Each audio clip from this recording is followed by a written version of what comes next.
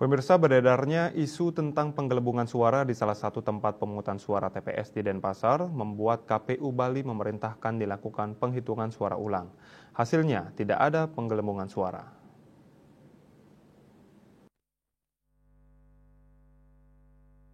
Yang terjadi adalah keteledoran petugas KPPS dalam pembacaan di mana coblosan gambar partai dan nama caleg dihitung 2 suara. Dugaan adanya penggelembungan suara pemilihan DPRD Kota Denpasar Pemilu 2024 terjadi di TPS 46 Desa Daupurikaja Denpasar Utara.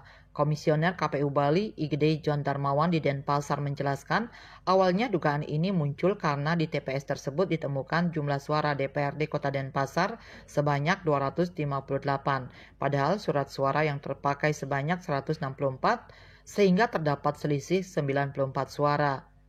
Penyelenggara kemudian membongkar kotak suara pada Sabtu 24 Februari malam untuk penghitungan suara ulang. Ternyata benar, terdapat selisih suara. Namun ternyata kondisi ini terjadi pada jenis DPRD Kota, DPRD Provinsi, dan DPR RI, sehingga dipastikan bukan penggelembungan melainkan keteledoran pembacaan oleh KPPS. Dalam proses hitung ulang suara di TPS 46 Desa Daupurikaja Denpasar Utara, PPK dan PPS menghitung jumlah suara pembacaan KPPS untuk jenis pemilihan presiden dan wakil presiden, serta DPD RI sudah sesuai jumlah surat suara terpakai, yaitu 164 suara.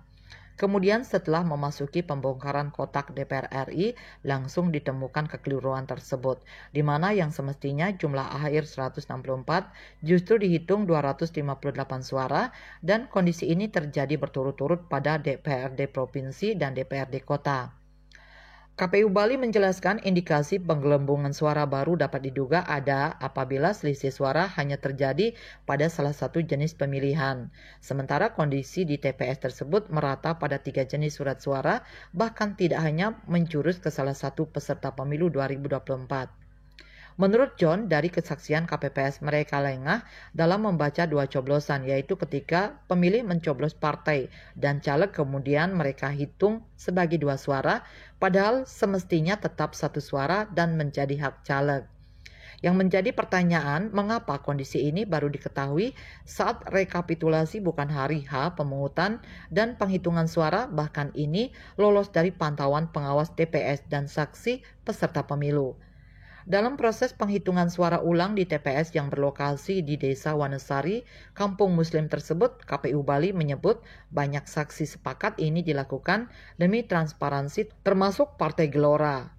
Diketahui bahwa Partai Gelora menjadi salah satu yang mempertaruhkan kursi ke-11 DPRD Kota Denpasar. Juga pada surat suara banyak ditemukan coblosan ganda oleh pemilihnya terhadap bacaan ke publik yang diunggah melalui Sirekap dan dimuat dalam info pemilu.